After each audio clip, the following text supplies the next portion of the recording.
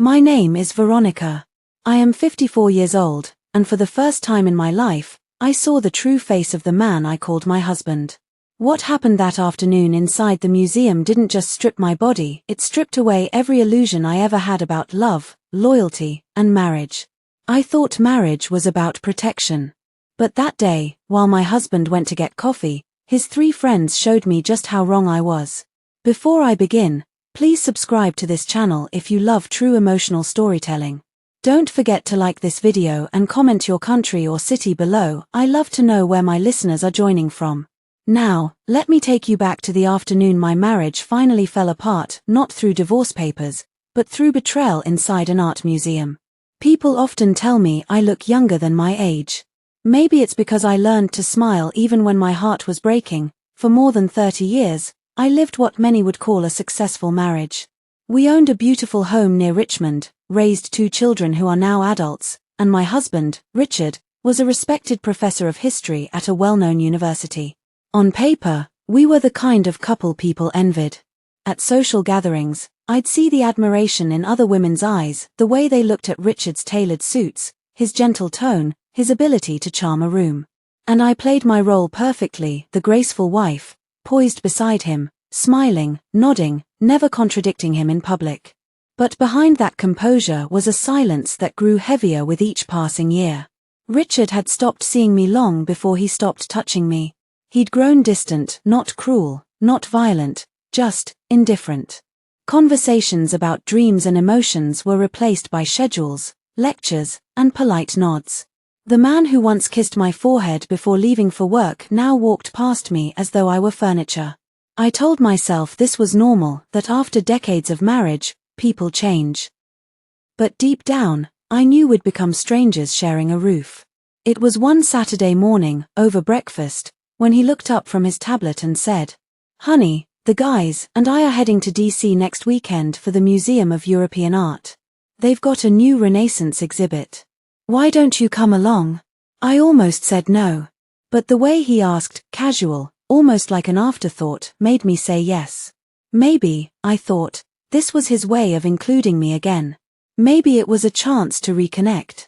That Friday, we left early, Richard driving, and his 3 friends, Michael, Thomas, and Greg. All of them were colleagues from the university, around Richard's age, in their late 50s. I'd met them before, mostly during dinners where they talked about politics, philosophy, and art while I sat quietly, sipping wine and smiling. They were polite men, too polite, the kind who flatter women with intellectual charm. But there was always a subtle undertone in their jokes, the kind that made me uneasy. Still, I brushed it off. Older men sometimes forget boundaries when they drink or feel too comfortable. During the drive, they laughed and reminisced about their college days. I mostly listened, chiming in here and there when the conversation turned toward travel or literature. For the first time in a long time, I saw Richard relaxed, laughing freely, even glancing at me with a faint smile once or twice. I held on to that. When we arrived at the hotel, Richard said, "We'll spend tomorrow at the museum, have dinner at the Gilded Vine, and head home Sunday." It sounded like a simple plan. But what I didn't know was that tomorrow would mark the end of everything I thought I knew about love. That evening, as we sat in the hotel bar, the men began discussing art again and how women of the past were celebrated for their beauty, their form, their mystery. Michael turned to me and said, "Veronica, you'd have been quite the muse in the Renaissance era. Those painters adored curves, grace, and a quiet kind of dignity, exactly your type." I blushed awkwardly, unsure how to respond. Richard chuckled lightly, as if amused but unbothered. I looked at him for reassurance, but he just raised his glass and said, "Well, she's aged gracefully, I'll give you that." It wasn't the compliment that hurt, it was the way he said it, as though I were an object on display.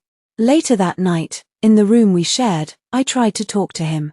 "Richard, did that comment not bother you?" He looked up from his laptop, confused. "What comment?" "Michael's. The way he looked at me, the way they joked." He sighed. "Veronica, they were just being friendly. Don't overthink it. You're too sensitive sometimes." And just like that, the wall between us grew thicker. The next morning, I stood before the hotel mirror, adjusting a soft blue dress, modest but elegant. I wanted to feel beautiful again, maybe remind my husband of the woman he'd once adored. He smiled faintly when he saw me but said nothing. We reached the museum around 11 a.m. The air was cool, filled with the smell of polished marble and old oil paint. The group moved slowly through the galleries, stopping at sculptures and portraits, debating brushwork and meaning. For a while, I forgot everything. The art was mesmerizing: women in gold robes, men with haunted eyes, angels that looked almost human. I felt peaceful, until Richard's phone rang. He stepped aside, muttered something about grabbing coffee, and told me to stay with the guys. And that was when the day began to twist into something I would never forget. The marble floor of the museum glistened beneath the soft lights, each reflection catching a moment of our passing steps. I remember thinking how quiet everything was, the kind of silence that feels sacred, like a church. The paintings hung in perfect order, centuries of human emotion frozen in oil and canvas. I loved the smell of it. That faint blend of history and varnish. Richard's phone rang just as we reached the gallery of 18th century portraits. He stepped aside, glanced at the screen, and said casually, "It's the Dean. I'll grab a coffee while I take this. You three behave." He smiled, as if leaving his wife alone with three men was perfectly normal. I watched him walk away, the sound of his shoes fading down the long corridor. Something in me wanted to follow him, but I didn't want to seem paranoid. After all, we were in a public museum, nothing bad could happen here, right? Michael, Thomas, and Greg stood behind me, gazing at a painting of a half-clothed woman reclining under silk drapes. Thomas, who always tried to sound intellectual, said, "It's fascinating how the artists of that era captured innocence and sensuality in the same frame." Then Michael added softly, "Back then, women were admired simply for being women, not for pretending to be strong." He looked at me as he said it. I smiled politely, pretending I didn't notice the way his eyes lingered. "Art always reflects its time," I said, keeping my voice steady. "Back then, women didn't have much choice in how they were seen." Greg laughed, a low, lazy laugh. "Touché, Mrs. Mitchell. So you prefer modern art? Something more liberated?" I wanted to walk away, but politeness glued me there. I didn't want Richard's colleagues to think I was rude or uptight. So I turned toward another painting, a quiet landscape of a riverbank, anything to shift the conversation. But they followed. Michael stood beside me, a little too close. "You have an eye for detail," he murmured. "Richard's lucky. Not many women your age carry themselves with such grace." I stepped back slightly. "Thank you, but I'm sure your wife does too." "Divorced," he said quickly. "Thomas too. Greg's been single forever. Seems we all missed out on finding a Veronica." Their laughter echoed in the gallery, bouncing off marble and glass. I forced a smile, praying Richard would come back soon. We moved into the sculpture hall, marble figures glowing under spotlights. One statue in particular caught their attention, a woman draped in flowing cloth, one shoulder bare, her face serene. Greg leaned closer and whispered, "There's something divine about a woman being observed. Don't you think, Veronica? It's like art only comes alive when it's being looked at." The air in the hall thickened. Every instinct told me to leave, but pride held me still. I folded my arms and replied softly, "Art is meant to inspire, not to invade." Thomas chuckled. "Beautifully said. But invasion and inspiration often share a fine line." The words sent a chill through me. I turned toward the exit, deciding to find Richard. But then Michael said something that made me stop. "He won't be long. Come, there's a private section upstairs. Fewer people. You'll love the sculptures there." For reasons I still don't fully understand, maybe politeness, maybe fear of offending them, I followed. We climbed the narrow staircase to a dimly lit room filled with classical nudes. I'd been in museums before, but never had the artwork felt so heavy, so alive. The silence pressed against my ears. I stood near a statue of Venus, trying to focus on the craftsmanship, not the tension surrounding me. That's when I heard Michael's voice again, low and deliberate. "It's strange, isn't it? How something so exposed can still be considered sacred. He moved closer. I could feel the heat of his breath behind me. Veronica, you really do belong among these masterpieces. You're timeless. Thomas and Greg laughed softly, not kindly, but knowingly. I turned to leave, forcing calm into my voice. This conversation is over. Excuse me. But as I moved past, Greg stepped slightly into my path, not enough to touch me, but enough to make me pause. His smile was too calm, too sure. Relax, Veronica. We're only joking. You take things too seriously. His words were meant to soothe, but they came wrapped in mockery. I looked toward the hallway, still empty. No Richard. The anger building inside me wasn't loud, it was cold. I said clearly, if my husband doesn't come back in the next minute, I'm leaving this museum without him. Thomas's expression shifted, maybe guilt, maybe surprise. But before anyone could respond, a familiar sound echoed from the stairs, Richard's laughter. Relief flooded me. I turned toward the door, ready to run into his arms, ready to tell him how uncomfortable I felt. But as he stepped in, I saw something that froze me completely, his expression. He wasn't concerned. He was amused. He looked around the room, his eyes moving from the men to me, then back again. What's going on here? He asked, smirking slightly. Michael shrugged. Just showing your wife some fine art. They laughed together, that easy, boyish laughter men share when they think something is harmless. Richard walked up to me, touched my arm, and whispered, You look pale. Everything okay? I wanted to scream. I wanted to tell him that his friends were making me feel small, disrespected, humiliated. But the way he looked at me, half teasing, half dismissive, made the words die in my throat. I'm fine, I said quietly. And that was the biggest lie of my life. We spent another hour in the museum, though I don't remember any of it. My body moved, but my mind was somewhere else, replaying every laugh, every glance, every word. When we finally left, Richard carried a cup of coffee, cheerful as ever, chatting about art techniques and the museum's architecture. Not once did he ask what happened while he was gone. That evening, back at the hotel, I sat by the window while he showered. I stared at the city lights outside, beautiful, distant, unreachable. And for the first time, I realized that what had died between us wasn't just love. It was safety. The next day, everything would come undone completely. But that night, I only knew this. Something dark had been set in motion, and I couldn't stop it. I didn't sleep that night. The laughter from the men's room next door carried faintly through the walls. Their voices rose and fell like an echo I couldn't escape. Richard had fallen asleep beside me, his breathing steady, peaceful, untouched by guilt. I lay awake staring at the ceiling, trying to make sense of it all. Why had he left me alone with them? Why did he laugh when he saw what was happening? I told myself maybe I had misunderstood, that it was all in my head, a trick of insecurity. But no amount of logic could erase the memory of their eyes, or Richard's smirk when he returned. The next morning, Richard was cheerful again, like the day before had been a success. We're meeting the guys for brunch, then one last stop at the museum, he said while tying his tie. They want to see the new contemporary section. You'll love it. I didn't want to go. Every part of me resisted.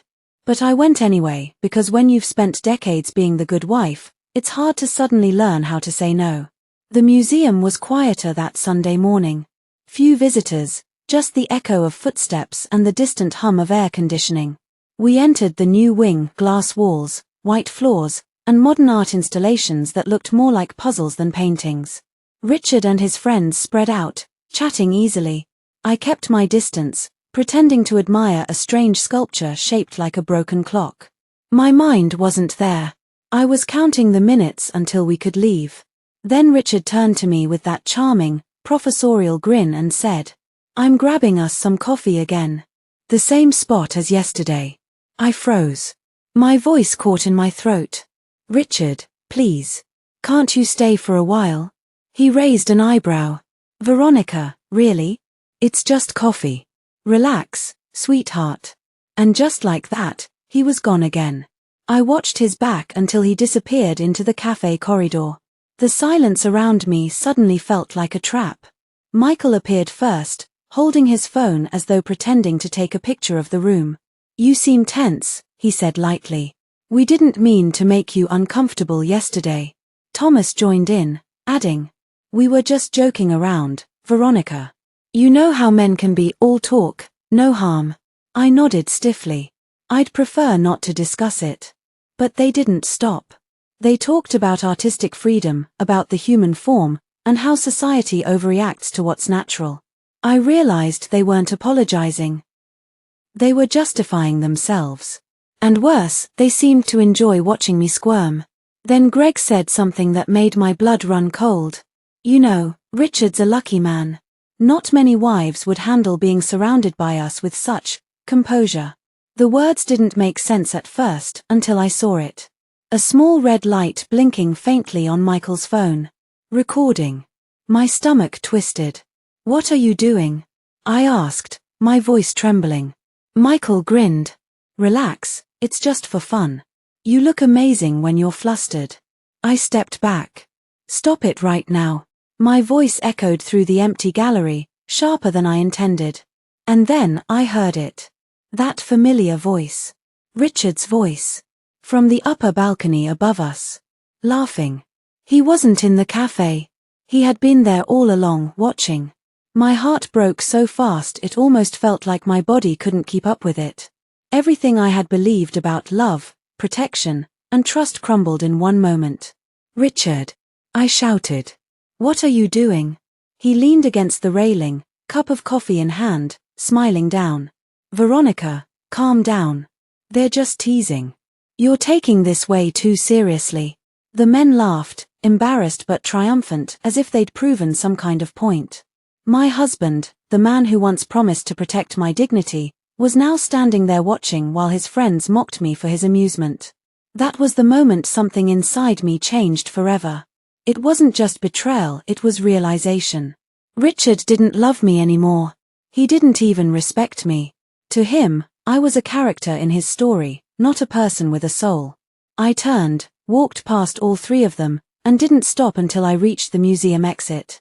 My hands were shaking as I pushed open the heavy glass doors. Cold air hit my face, and I burst into tears, the kind of tears that come from the center of your chest, the ones you can't control.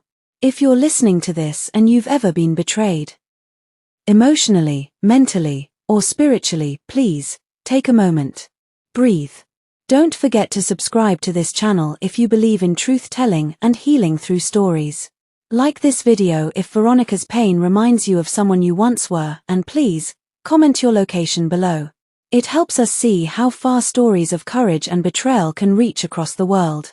I sat outside the museum on a stone bench, my body trembling. I felt stripped, not of clothes, but of dignity. Minutes later, Richard came out, still holding that same coffee cup. "Veronica, what was that about?" he asked, his tone calm, almost bored. "What was that about?" I repeated. "You stood there while your friends humiliated me." "You're overreacting," he said flatly. "It was harmless fun. You take everything so personally." Something inside me snapped. For 30 years, I had swallowed my pain in the name of peace. But not this time. "No, Richard," I said slowly. "It's not harmless when your husband lets his friends mock his wife's body. It's not harmless when a woman's dignity becomes a joke." He rolled his eyes. "You're making a scene, Veronica. People are staring." "Then let them stare," I said. "Let them see what betrayal looks like." I walked away, no destination, just the desperate need to be anywhere but near him. I found a small park across the street, sat under a tree, and let the quiet swallow me whole. I don't remember how long I stayed there. Eventually, my phone buzzed with a text from him. "We're leaving in an hour. Meet me at the hotel if you want to come home." Home. That word suddenly felt foreign. How could a place built on lies still be called home? I didn't answer. I didn't go back to the hotel. Instead, I took a taxi to the train station and bought a one-way ticket back to Richmond. As the train rolled forward, I watched the city fade away behind me, and with it, the woman who once believed her marriage was unbreakable. That day inside the museum didn't just change my life, it ended it as I knew it. But in its ashes, something else began to stir. A question. A whisper. A realization that I would never again allow anyone, not even the man I loved, to define my worth. The train ride home was quiet, almost too quiet. I remember staring out the window, watching the passing trees blur into one long, endless smear of green and gold. It was autumn, my favorite season, yet I couldn't feel its beauty. My reflection in the window looked like a stranger, pale, hollow-eyed, and older than 54. Every few minutes, I'd catch myself whispering the same question under my breath. Why? Why did he let it happen? Why didn't he protect me? Why didn't he even care? For 3 decades, I had shared everything with Richard: birthdays, dreams, tears, even faith. But now, I realized I had been married to an illusion. A man who loved control more than companionship. When I finally reached home, the house looked the same, too clean, too perfect, the kind of house that hid pain well. I dropped my bag by the door and sat on the couch. My whole body felt heavy, like grief had settled into my bones. A part of me expected Richard to call. Another part of me prayed he wouldn't. He didn't. The following morning, I woke to the sound of the garage door opening. Richard was home. I heard the rhythm of his footsteps, the way he always whistled when he wanted to appear calm.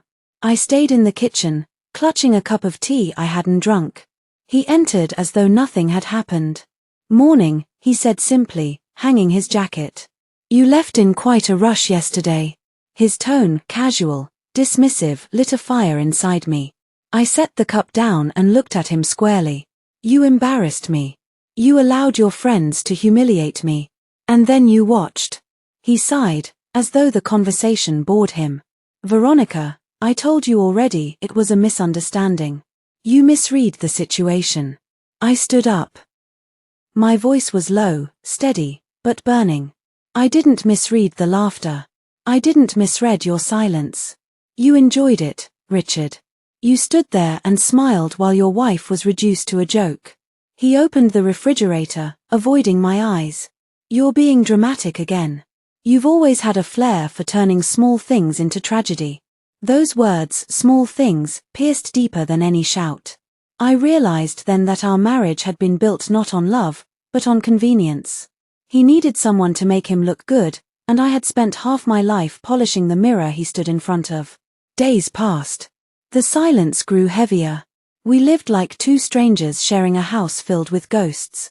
He still went to work, came home late, ate dinner wordlessly, and slept beside me as if I were air. At night, I would lie awake, listening to the tick of the wall clock, the sound of time, the sound of wasted years. I felt invisible. But under that invisibility, something new was stirring: anger, yes, but also clarity.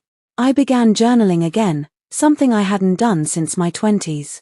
Each night I wrote everything I couldn't say out loud: my pain, my fear, my questions to God. And somewhere between the tears and the ink, I began to hear my own voice again. One afternoon, I went for a walk around the lake near our home. The air was crisp, the water calm. I sat on a bench and let the wind sting my face. For the first time since that awful day, I prayed not for Richard, not for revenge, but for strength to forgive myself for staying silent so long. And in that quiet, I heard the smallest whisper in my heart. You don't have to go back to who you were.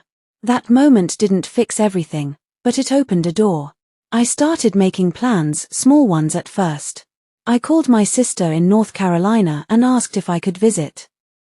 I began volunteering at the local community center, helping elderly women fill out health forms, talking to them about loneliness, about dignity, about surviving neglect. Every story I heard made mine feel less isolated. Pain, I realized, was universal, but healing was a choice. One evening, Richard finally broke the silence. He walked into the living room and said, almost irritably, "Are we really going to keep acting like something happened? Can't we just move on?" I looked up from my journal and said quietly, "Move on from what?" "From the day you showed me exactly who you are." He didn't respond. So I closed my notebook and stood up. "You know what the saddest part is, Richard? Not that you betrayed me, but that you felt nothing about it. Not shame, not sorrow, not even awareness. You call yourself educated, enlightened, a man of culture. But you've lost the one thing that matters more than intelligence: empathy. He started to speak, but I raised my hand gently. Don't. You've said enough. I walked past him, up the stairs, and into our bedroom. That night, I packed a small suitcase, just essentials, a few clothes, my journal, and the wedding ring I no longer wanted to wear. When I turned off the light, I whispered to myself, "This is not the end. It's the beginning of my truth." Dear listener, if you've made it this far, I want to say something personal to you. Sometimes silence after betrayal is louder than any argument. Sometimes the calmest voice carries the deepest pain. Please, if this story touches you, share your thoughts below in the comments. Your words might be the very encouragement another woman needs tonight. And if you haven't already, remember to subscribe to this channel for more true emotional stories that speak to the heart. The next morning, before dawn, I left. I didn't slam the door. I didn't leave a note. I simply walked out with my suitcase and my peace. As I drove toward my sister's home, the sunrise broke across the horizon, painting the sky in pink and gold, the same colors that once hung on the museum walls, but now they felt different. They weren't a reminder of humiliation, they were a promise of renewal. I didn't know what the future held. But for the first time in a long time, I was no longer afraid. Sometimes, silence is not surrender. Sometimes, it's the sound of a woman finally learning how to save herself. 6 months have passed since I left Richard. 6 months of rediscovering silence, not the heavy kind that hides pain, but the peaceful kind that allows healing to grow. I live now in a small cottage near my sister's home in North Carolina. It isn't fancy, the floors creak, and the roof hums when it rains, but every sound feels honest. For the first time in years, I can breathe without waiting for someone's approval. At first, I didn't know what to do with all the hours that used to belong to him, the cooking, the planning, the worrying. I'd wake up at dawn and just sit by the window with tea, watching the sunrise. I realized healing isn't a straight road, it's a series of small choices: to get up, to smile, to forgive yourself for not leaving sooner. Eventually, I began volunteering at the local women's center. Every week, I met women whose stories mirrored mine, different faces, same silence. Some had lost their husbands to death, others to betrayal, but all shared the same question: how do I begin again? I would look at them and say what I'd learned the hard way. You begin by believing your own voice again. One woman, a retired nurse named Clara, once held my hands and whispered, "You speak like someone who's seen the storm and survived it." And maybe I have. I started leading small group talks, nothing formal, just women sharing over tea. We laughed, cried, prayed, and rebuilt each other word by word. Every story reminded me that pain can either make you bitter or make you better, the choice lies in what you do with it. Richard reached out a few times, short emails, polite, emotionless. "Hope you're well. Let's talk sometime." I never replied. There was nothing left to say. Forgiveness, I realized, doesn't always require reconciliation. Sometimes it just means letting go of the power someone once had to hurt you. I sold my wedding ring and used the money to plant a small garden behind the cottage: roses, lilies, and a little patch of lavender. Every flower that bloomed felt like a declaration: I am still here. A few weeks ago, I visited a museum again. Alone this time. I walked through the halls quietly, pausing before each painting. I felt no fear, no bitterness. Just calm. One portrait caught my eye: a woman in a blue gown, gazing outward with soft defiance. I smiled. She reminded me of myself. That's when I knew I had finally come full circle. Dear listener, if you've followed Veronica's journey till now, thank you. Betrayal might tear your heart apart, but it can also uncover your hidden strength. You are never too old to begin again, and never too broken to find beauty after pain. If this story moved you, please share your thoughts in the comments below. Your words can give courage to another soul. And don't forget to subscribe for more stories of truth, healing, and hope. I leave you with this thought. A woman's awakening isn't loud, it's quiet, graceful, and steady. It happens the moment she decides to stop being someone's reflection and starts becoming her own light. My name is Veronica, I am 54 years old and this is how I found peace, not in another man's arms, but in my own freedom.